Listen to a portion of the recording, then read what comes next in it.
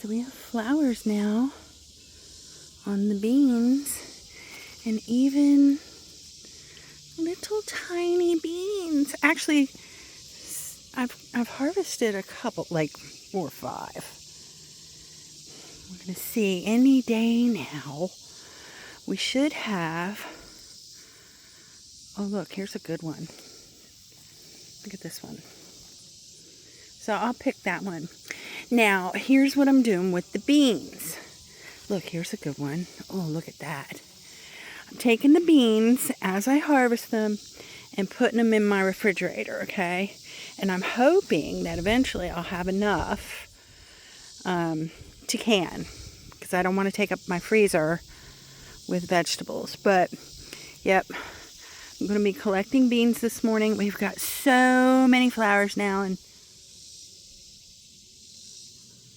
I don't know if you can hear. There are bees pollinating. He's down here. Look.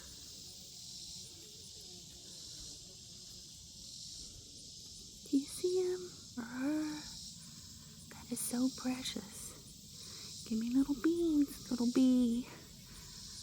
Little bumblebee. Yep, that's what makes the beans and any other flowers do their thing. We gotta have the birds and the bees. So, yeah, the bone meal really worked pretty good. And so now we have green beans coming in, regular green beans. Over here, these were the yard longs. And I don't even know if there's any left on here. They're at the end. And they've been pretty good. Obviously, we don't have as many of those as we do the regular green beans. And I did freeze these because there just weren't as many of them. And they do have a little bit different taste than regular green beans.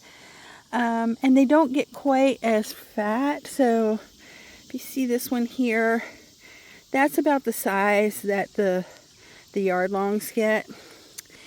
And so I got probably maybe 2 quarts of the little green beans, the yard long green beans. And over here, so these are the melons. These aren't that big yet on this side. But over on the other side, over here, there's a couple big ones. Okay, and they're not ready yet. So one of the things I'm looking for is the color here. These are still very green. And then you look here at the stem, and it'll start to look like it's separating from the fruit. And so far, that hasn't started happening yet, although we're getting very close. It's not quite there yet on that one. Look at this one. This one's very, very close, but not quite. This one right here, I think is the most, it's the most ripe of them all. Well, there you are. I was wondering if you were going to come. You were acting so lazy today. You were, but you know you got a job to do. You gonna help Mom?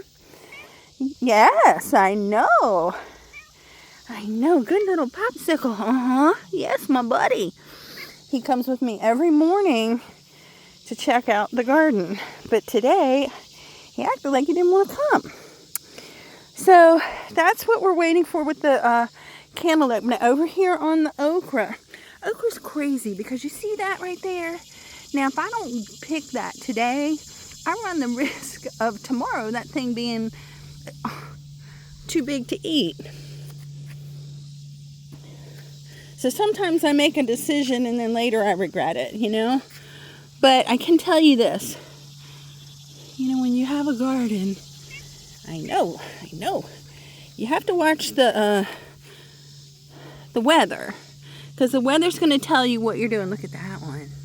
That's a good one right there. Oh, here's another really good one. That one's perfect. You got to watch the weather. Matter of fact, I can tell you right now, if I didn't pick that one today, tomorrow it would be woody and tough. So it's going to get picked. And if you don't watch the weather, you're going to have problems with your gardens. You have to watch the weather. So knowing that if it's going to rain, do you water or do you not water? If it's not going to rain, you know, things like that. Do I need to get out there and pick today? Because if I don't pick my tomatoes before the rain, after the rain, they might be split and cracked. So we're going to, look, that's so, I think okra has beautiful flowers.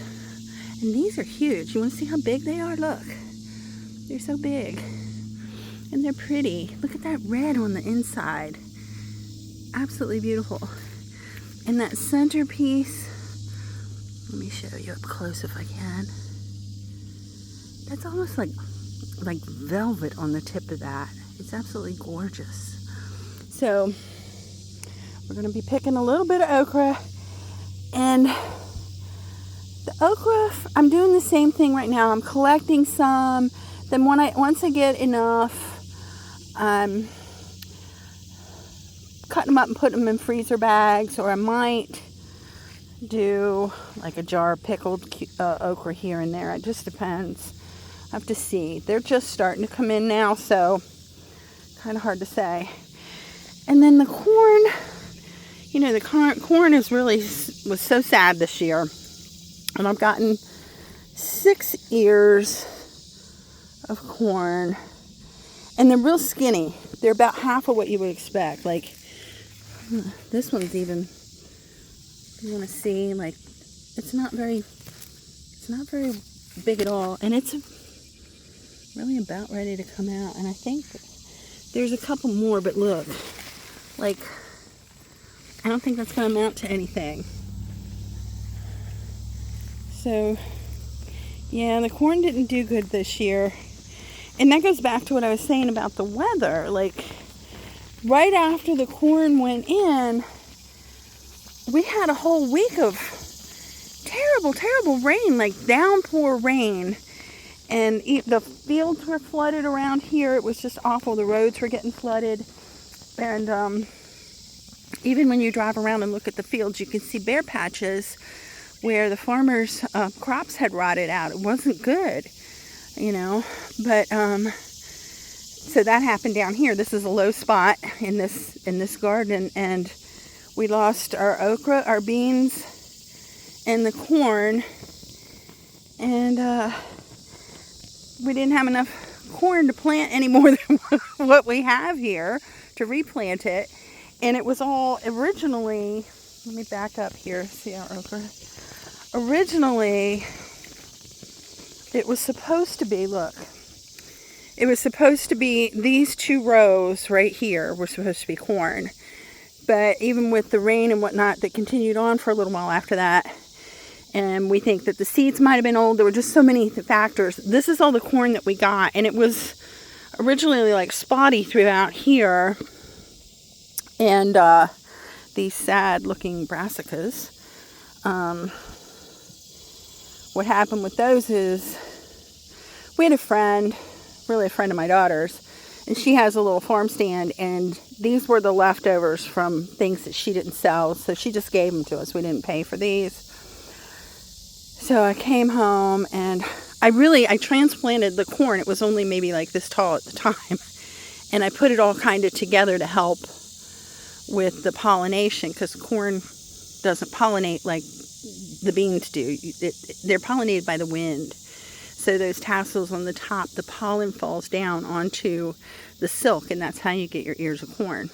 So I put them together all in one spot towards the end and kind of doubled them up, and then made room for these down here. And they're really, I guess it's okay. It's a miracle that they've done what they've done. It's mostly, I think those are collards. We have a couple cabbages, but you can see like the worms are really getting them. And I don't think they're really going to amount to anything. Unless once it cools down, because right now we're not quite mid-August. So it's pretty hot, but in a couple more weeks things are going to start cooling down, I think. And maybe the cabbage up here will take off. I don't know. We'll see. But they can stay in really until we get a frost. So we'll just see what happens. But that's for this one right now. I'm going to put the camera down. Look at my boy. I'm going to put the camera down so that I can get the okra, and then we'll go take a look at the hilltop garden. Hilltop garden's way up there. See that? Look. That's the hilltop garden right there. And now all that you see, that's loofah.